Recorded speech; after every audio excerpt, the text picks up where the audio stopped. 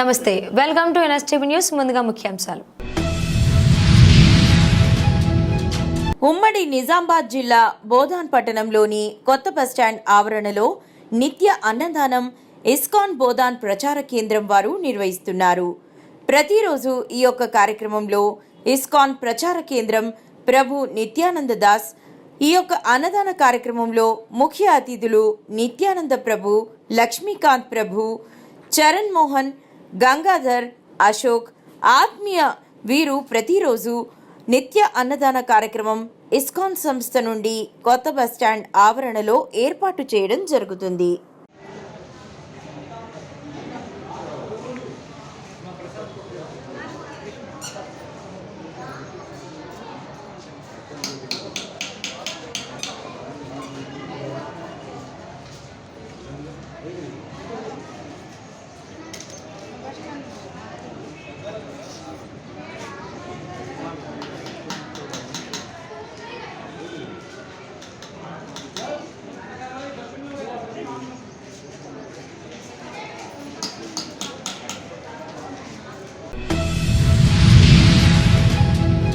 తిరుపతి జిల్లా శ్రీకాళహస్తి పట్టణంలోని Kothapeta girls high school ఎదురుగా మాజీ మంత్రివర్యులు కీర్తిశేషులు బొజ్జల గోపాలకృష్ణారెడ్డి గారి 75వ జయంతి వేడుకలు వైభవంగా జరిగాయి. ఈ కార్యక్రమాన్ని తెలుగుదేశం పార్టీ పట్టణ ప్రధాన కార్యదర్శి కాసారం రమేష్ మరియు వారి మిత్ర బృందం ఆధ్వర్యంలో కీర్తిశేషులు బొజ్జల గోపాలకృష్ణారెడ్డి గారి బాల్యమిత్రులను ఒకే వేదికపై తీసుకువచ్చి వారిని స్థానిక ఎమ్మెల్యే బొజ్జల వెంకట సుధీర్ రెడ్డి చేతుల మీదుగా ఘనంగా సన్మానించడం జరిగింది.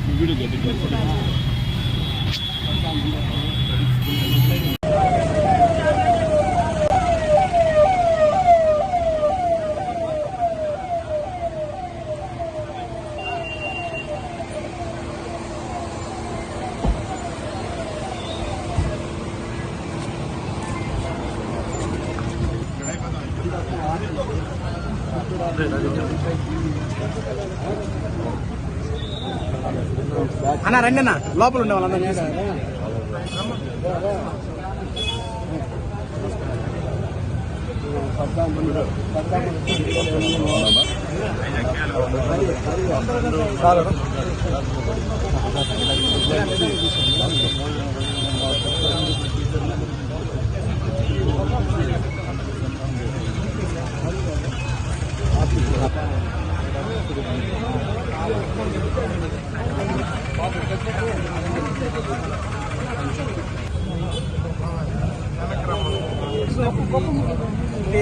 బాగున్నారా?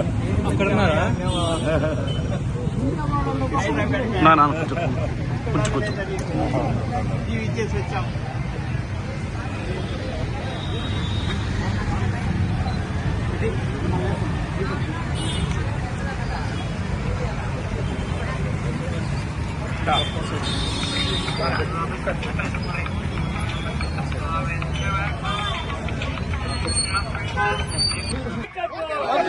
अमर रहे, अमर रहे, अमर रहे, अमर रहे, अमर रहे, अमर रहे।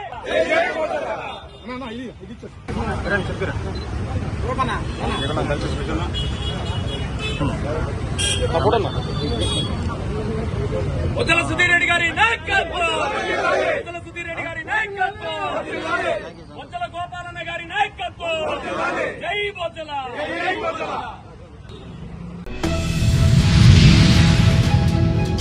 లోకేశ్వరం మండలం కాండ్లీ గ్రామంలో ఒక మహోన్నత కార్యక్రమంలో మిగిలిపోయిన అన్నం, పప్పు, వంకాయ, జిలేబీని ఫుడ్ బ్యాంక్ బైన్సా వ్యవస్థాపకులు ఎం ఆంజనేయులు ఫుడ్ బ్యాంక్ వాహనంలో 2 సార్లు వెళ్లి ఆహార పదార్థాలను సేకరించి అట్టి ఆహార పదార్థాలను లోకేశ్వరం మండలం లక్ష్మీనగర్కు చెందిన దాదాపు 240 మంది నిరుపేదలకు అన్నదానం చేయడం జరిగింది. फोटो ही काट के इधर फोटो ये क्यों मानसी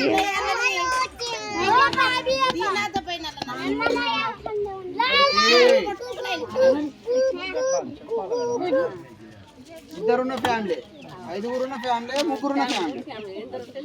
ఇంకా అన్నం వాళ్ళైతే వేడిగా ఉన్నది అలా 4గురికి చేసే ట్రై తీసిపోయి కదా. ఇట్లానే సీరియల్ తీసుకోరు, ఆగమా చేయకూడదు.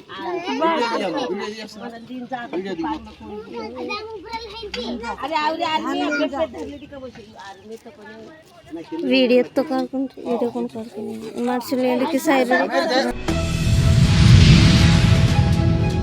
వేసవి కాలం దృష్ట్యా గ్రామాలలో తాగునీటికి ఇక్కడ ఇబ్బందులు రావద్దని, ఈ విషయంలో అధికారులు సీరియస్గా దృష్టి సారించి ప్రజలకు నీటిని అందించాల్సిన బాధ్యత ఉందని ఎమ్మెల్యే పవర్ రామారావు పటేల్ అన్నారు.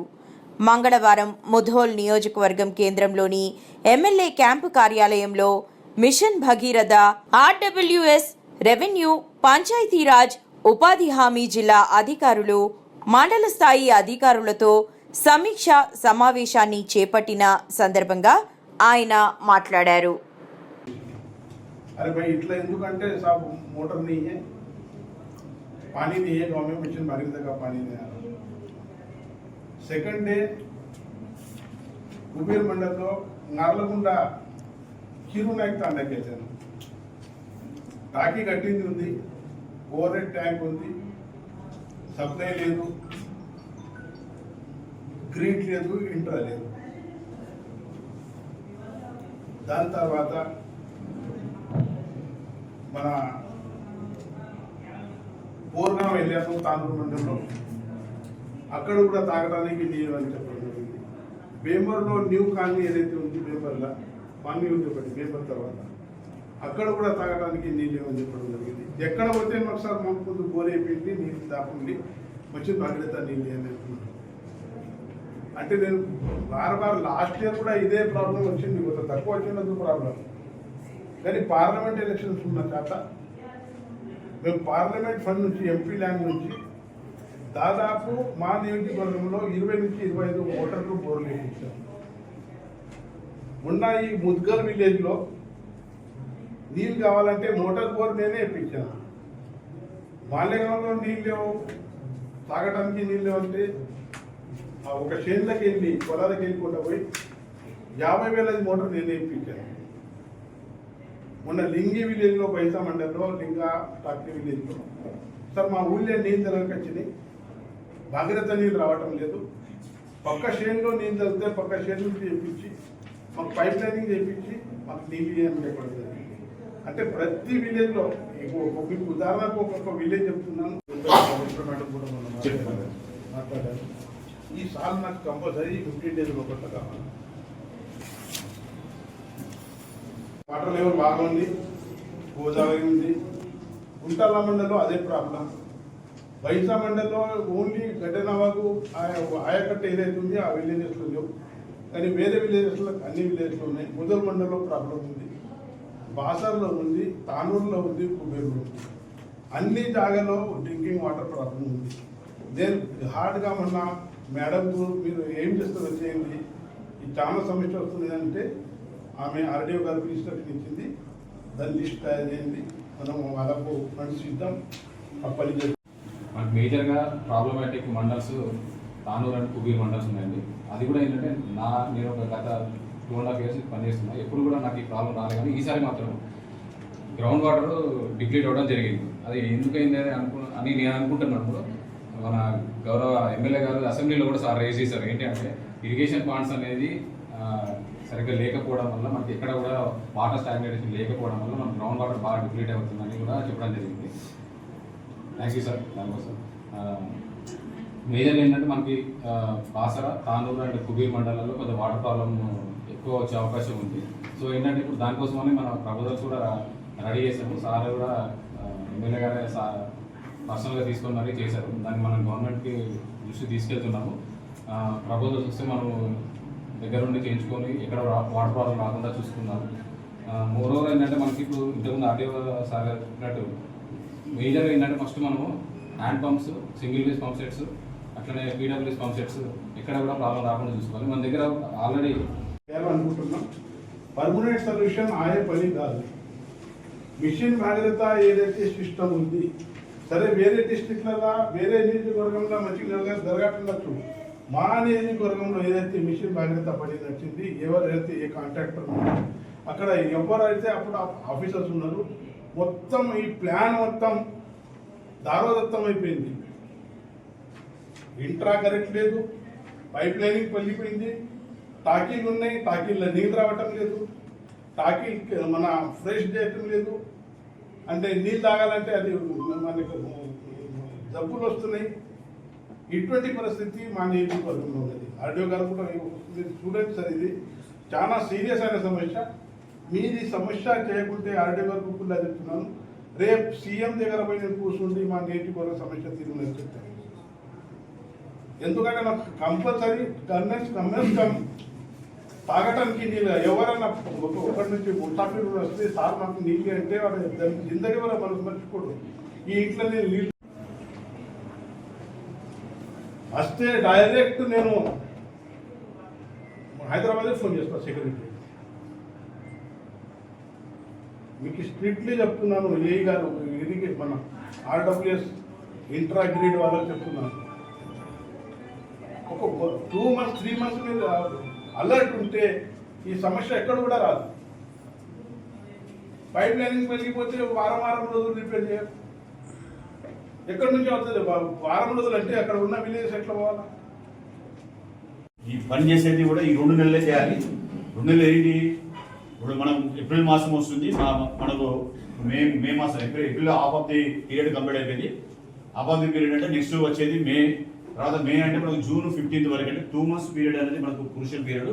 ఎక్కడ కూడా నీటి ఎత్తడి మనకు ఈ ఇష్యూల్లో మనకు కాంప్లైంట్, ప్రీవియస్ కాంప్లైంట్ రావడం జరుగుతుంది. ఈ విషయంలో జిల్లా కలెక్టర్ గారు డివిజనల్ పెరగడం మొదలు పెట్టిందంటే మొక్క పైకి ఎంత పెరుగుతుందో ఏళ్ళు భూమిలో కింద కూడా అంత పెరుగుతుంది. ఒక్కసారి ఏళ్ళు కిందకి వెళ్ళడం మొదలు పెట్టిందంటే ఆ చెట్టు ఇంక దేనికి పెరుగుతుంది. మళ్ళీ మీరే బాధ్యత అవుతారు. కాబట్టి మీరు సీడ్ పెడతారు. సీడ్ ఒకసారి 2 సార్లు 4 సార్లు 5 సార్లు కూడా పెడతారు మీరు. అది ఎంత ఇబ్బంది. కామారెడ్డి జిల్లా బాన్సువాడలో బీఆర్ఎస్ పార్టీ రజతోత్సవ మహాసభ సందర్భంగా పట్టణంలోని భారత్ గార్డెన్లో ముఖ్య కార్యకర్తల సన్నాహక సమావేశ సభను బీఆర్ఎస్ పార్టీ సమావేశాన్ని ఏర్పాటు చేశారు. ఈ కార్యక్రమంలో తడ్కోల్ శివాజీ విగ్రహం నుండి పట్టణంలో ర్యాలీ నిర్వహించారు. ఈ ర్యాలీలో ఎమ్మెల్సీ కవిత, మాజీ శాసనసభ్యులు బాజిరెడ్డి గోవర్ధన్ మరియు జీవన్ రెడ్డి పాల్గొన్నారు.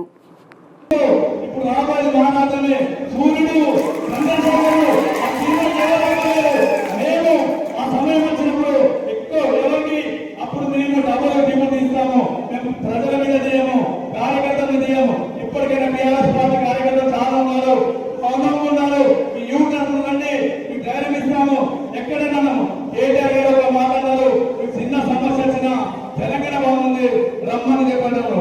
ఒక మాట్లాడారు కేటీఆర్ గారు, మనకు అధికారం పోయింది, అభిమానం పోలేదన్నారు. ప్రజలు అభిమానం ఉంది. రాబోయే రోజుల్లో జడ్పీటీసీలు, ఎంపీటీసీలు, సర్పంచులు గులాబీ జెండా ఖచ్చితంగా ఎగరేస్తాము. అదే కాకుండా మున్సిపల్ బాన్స్వాడలో వాళ్ళు ఎన్ని అడ్డంగా పెట్టినా, ఎన్ని డబ్బులు పంచినా గ్యారంటీ బాన్స్వాడ మున్సిపల్ జెండా ఎగరేస్తామని సభముఖంగా తెలియజేస్తున్నాము. ఎన్ని టార్గెట్లు పెట్టినా మేము ఒకరే బీఆర్ఎస్ పార్టీ కార్యకర్తలు ప్రయాణిస్తున్నాము. మీరు పార్టీలు చేయండి, మీరు యూటర్ కానీ కొందరు రాష్ట్రాలకు ఎన్ని రోజులు ఆపుతారో మేము చూస్తాము. ఎన్ని కేసులు చేస్తారో, ఎన్ని జైలు పోతాము, పోరాటాము. గతంలో పోయినాము, వాళ్ళ గురించి మేము పోయిన రోజులు ఉన్నాయి. భయపడే పరిస్థితి లేదు. మీరు ఎందుకంటే చాలా మంది కార్యకర్తలు అన్న కొన్ని పనులు ఉన్నాయి, మా బిల్లులు ఆపుతారు అన్నారు. ఎన్ని రోజులు ఆపుతారు బిల్లు? అది గవర్నమెంట్ లాగింగ్. ఎవరు వచ్చినా